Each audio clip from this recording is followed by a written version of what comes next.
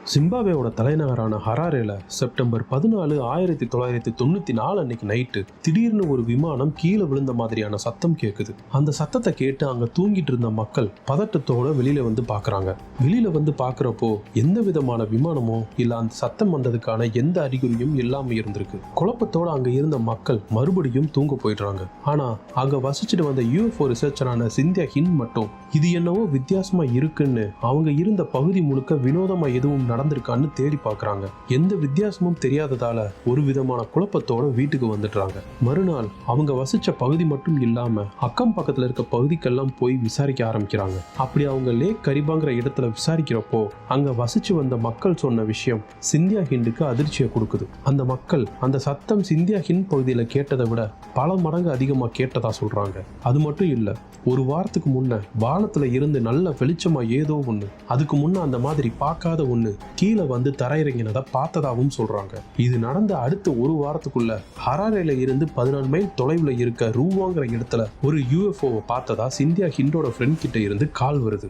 என்ன UFO அது, அங்க என்ன நடந்தது அப்படிங்கறத பத்தி தான் இந்த வீடியோல நம்ம தெளிவா பார்க்க போறோம். வீடியோக்குள்ள போறதுக்கு முன்ன நம்ம யூடியூப் சேனலை சப்ஸ்கிரைப் பண்ணாம பார்த்துட்டு இருந்தீங்கன்னா சப்ஸ்கிரைப் பண்ணி பக்கத்துல இருக்க பெல் பட்டனையும் பிரஸ் பண்ணிக்கோங்க. Welcome to strange universe.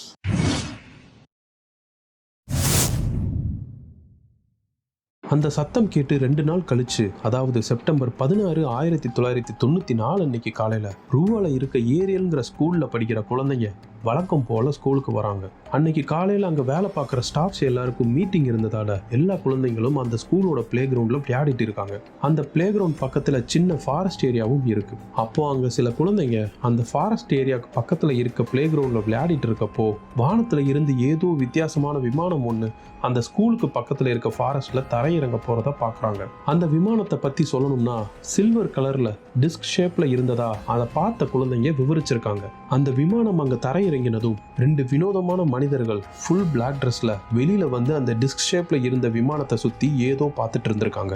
அந்த குழந்தைங்க அங்க நடக்கிறத உன்னிப்பா கவனிக்கிறப்போ அந்த 2 பேரும் சாதாரண மனிதர்கள் மாதிரி இல்லாம வேற உருவத்துல இருக்கத நோட் பண்றாங்க. அதாவது அந்த விமானத்துல இருந்து இறங்கின 2 பேரும் காது இல்லாம, கண்ணு 2ம் நல்ல பெரியதா, மூக்கு கண்ணும் இப்படி எதுவும் இல்லாம இருந்திருக்காங்க. இத பார்த்ததும் அங்க இருந்த குழந்தைங்க ஒரு சிலரை தவிர மத்த எல்லாரும் பயத்துல கத்திட்டு ஓடிடுறாங்க. இந்த சத்தத்தை கேட்ட அந்த 2 வினோதமான மனிதர்களும் இந்த குழந்தைங்களை நோக்கி வர தொடங்குறாங்க. அந்த 2 பேரும் வரதை பார்த்த அந்த குழந்தைங்க பயத்துல நடுங்கி நிக்க அந்த ஸ்கூலோட பெல் அடிக்குது. அந்த குழந்தைங்க உடனடியா அவங்கவுங்க கிளாஸ்க்கு போய் அங்க அவங்க டீச்சர்ஸ் கிட்ட அவங்க பார்த்த விஷயத்த பயத்தோட சொல்றாங்க. அந்த நிகழ்வை கிட்டத்தட்ட 62 ஸ்டூடெண்ட்ஸ் பார்த்திருக்காங்க. எல்லாரும் வெவ்வேறு கிளாஸ்ங்கிறதால எல்லாரும் சொல்றதையும் கேட்ட டீச்சர்ஸ் அந்த குழந்தைங்க சொன்ன இடத்துக்கு வந்து பாக்குறாங்க.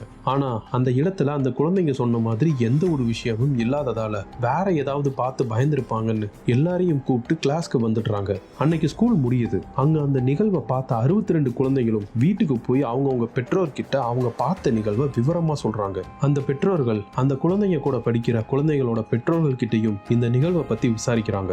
எல்லாரும் ஒரே மாதிரி சொல்றதை கேட்டு அடுத்த நாள் அந்த இடத்த வந்து எதுவும் வித்தியாசமா இருக்கான்னு அந்த பெற்றோர்கள் தேடி பார்க்கறாங்க. அன்னைக்கு சனிக்கிழமை ஸ்கூல் லீவுங்கிறதால அந்த குழந்தைங்க சொன்ன இடத்த அந்த பெற்றோர்கள் மட்டும் வந்து சுத்தி நல்லா தேடி பார்க்கறாங்க. அங்க எந்த விதமான தடயமோ இல்ல அறிகுறியோ அவங்களுக்கு கிடைக்கல. அங்க வந்த பெற்றோர்கள் குழப்பத்தோட வீட்டுக்கு வந்துடுறாங்க. 2 நாள் லீவ் முடிஞ்சு சில பெற்றோர்கள் அவங்க குழந்தைங்களை ஸ்கூலுக்கு அனுப்பாம அந்த குழந்தைங்களோட லீவ் லெட்டர் மட்டும் கொடுத்துட்டு வராங்க. அது கூடவே அந்த நிகழ்வை பத்தி விசாரிச்சு ஒரு விளக்கம் கொடுக்க சொல்லியும் அந்த ஸ்கூலோட பிரின்சிபல் கிட்ட ரெக்வஸ்ட் வைக்கிறாங்க.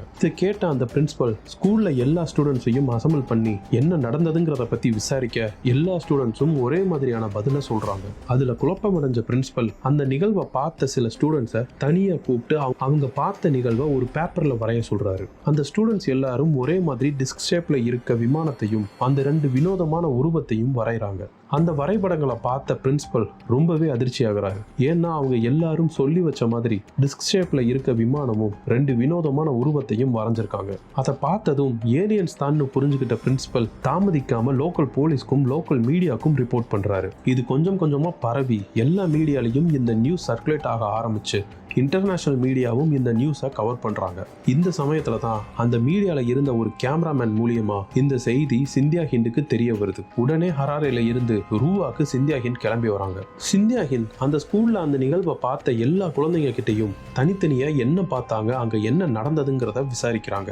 அந்த குழந்தைங்க சொன்ன இடத்துல மெட்டல் டிடெக்டர் வச்சு செக் பண்ணியும் பார்க்கறாங்க. ஆனா அங்க எந்த விதமான தடயமும் அவங்களுக்கு கிடைக்கல. திரும்ப அந்த குழந்தைங்க கிட்ட தெளிவா என்ன பார்த்தாங்கன்னு விசாரிக்கிறப்போ அந்த குழந்தைங்க சொன்ன விஷயங்கள் சிந்தியாகின் ரொம்பவே அதிர்ச்சிக்கு உள்ளாக்கியிருக்கு. நான் முன்ன சொன்ன மாதிரி அந்த 2 வினோதமான உருவமும் அந்த குழந்தைங்களை நோக்கி வர்றப்போ ரொம்ப மெதுவா தான் வந்திருக்கு. சாதாரணமா ஒரு மனுஷன் எப்படி நடப்பானோ அப்படி நடக்காம ரொம்ப மெதுவா வந்ததா அந்த குழந்தைங்க சிந்தியா கிட்ட சொல்லியிருக்காங்க. அது கூடவே அந்த வினோதமான விமானம் சில்வர் கலர்ல மட்டும் இல்லாம சுத்தி ரெட் கலர் லைட்ல சின்ன சின்னதா எரிஞ்சதாகவும் சொல்லியிருக்காங்க. அந்த 2 வினோதமான உருவத்தோட கண்களை பார்க்கறப்போ அந்த குழந்தைங்களோட மைண்ட அந்த 2 வினோதமான உருவங்கள் கண்ட்ரோல் பண்ணதாகவும், அப்படி கண்ட்ரோல் பண்றப்போ அந்த குழந்தைங்க பார்த்த காட்சிகள் ரொம்ப பயம் தரும் விதமா இருந்ததாகவும் அந்த குழந்தைங்க சொல்லியிருக்காங்க. அதாவது இந்த உலகத்துல அங்கங்க குண்டுகள் விழுந்து போர்க்களமா இருந்ததாகவும், சிலருக்கு மனிதர்களோட இறந்து போன பிணங்களும் அதுல இருந்து புகை மாதிரியான காட்சிகளும் தெரிஞ்சதா சொல்லியிருக்காங்க.